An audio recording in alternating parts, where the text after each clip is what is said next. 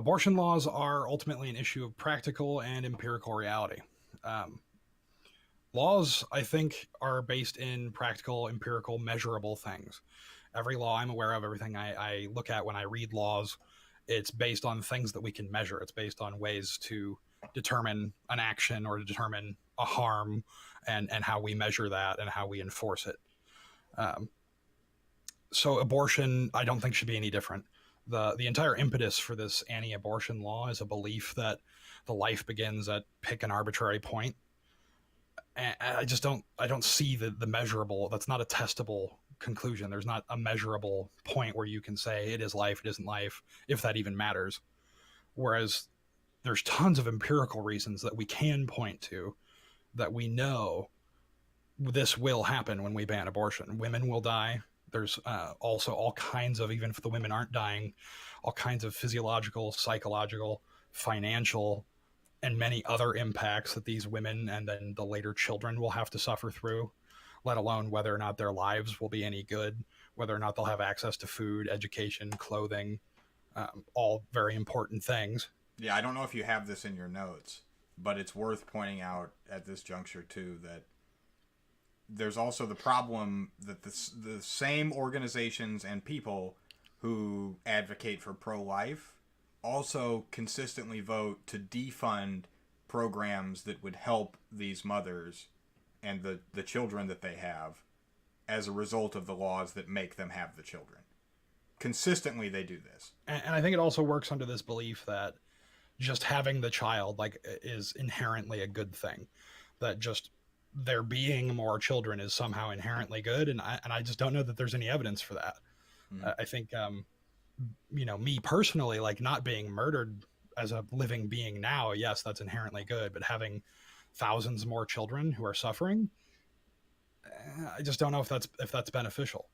Um, so ultimately, I guess my conclusion is that I do know one thing for sure: if we ban abortions, women will die, people will suffer, uh, bad things continue to get worse because now there's going to be more food shortages in the future when we Mm-hmm. have ecological problems, things of that nature. Whereas not banning the abortions basically means real current living women don't die and some people's feelings get hurt.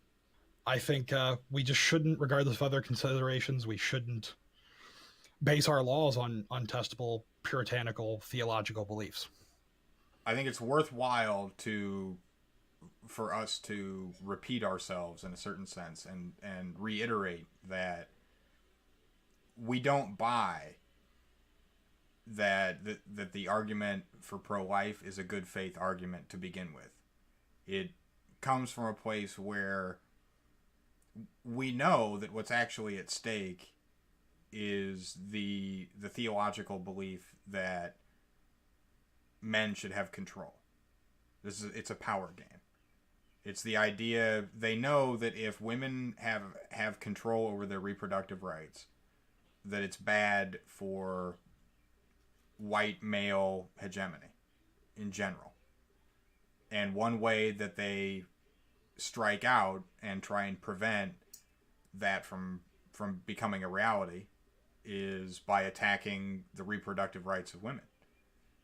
And they couch it inside of this idea that they're protecting innocent babies because they know that most people are not wise to the fact that they're making an emotional theological argument in a place where those arguments are not supposed to be, because the argument of law, as you more eloquently than I'm now putting it said a few moments ago, laws should be based on observable empirical data, and for the most part they are.